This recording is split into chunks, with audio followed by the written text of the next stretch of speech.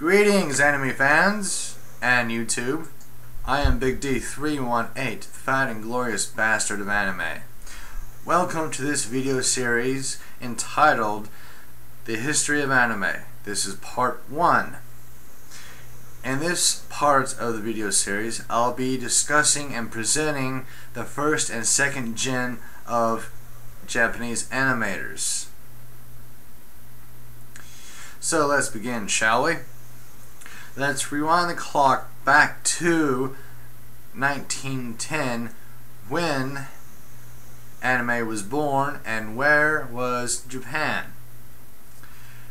And the first gen of Japanese animators gave birth to anime when they came on the scene to showcase the works and talents on the new format of media known as cinema and motion pictures.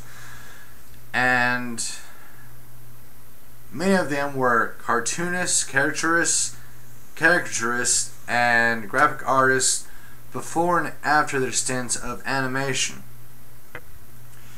The first animator that I like to bring up, he is known as Shimikawa Oten.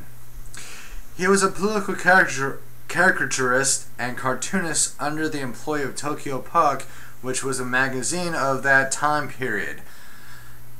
He was hired by Tenkatsu to do animation. Unluckily for Oten, he had a medical condition which limited his work in animation.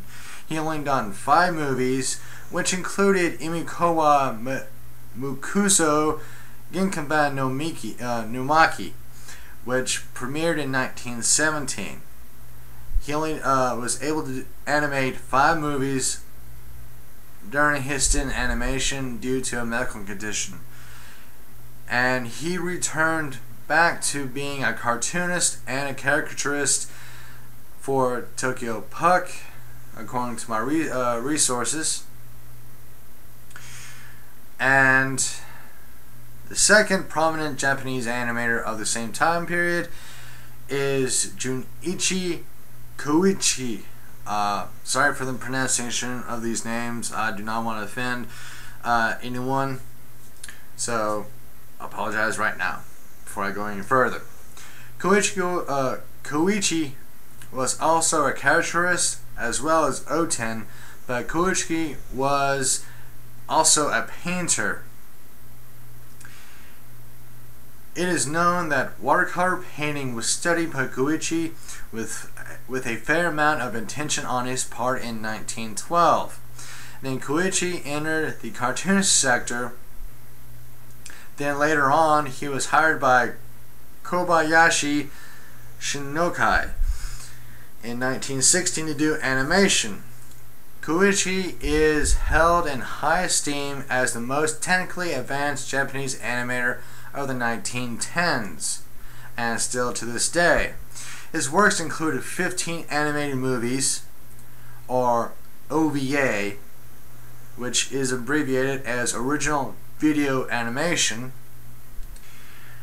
and after his stint, he returned to his previous work as well. The next famous animator worth his salt is Seiichiro Katayama. This early animator made his animations by himself. He was not hired by any corporations. He was a do-it-yourselfer and an independent entrepreneur. He founded and started his own studio. The studio was named Katayama Igaya Seiya Kujo. But he had to close the studio due to lack of commercial success and other problems of the day. Katayama's style and technique utilized the chalkboard and paper animation with or without pre-printed backgrounds and techniques. Koichi and Katayama are considered as pioneers in animation with such films as Namakura Katana in 1917 and Urashima Taro in 1918. These two films were discovered together in an antique market in 2007.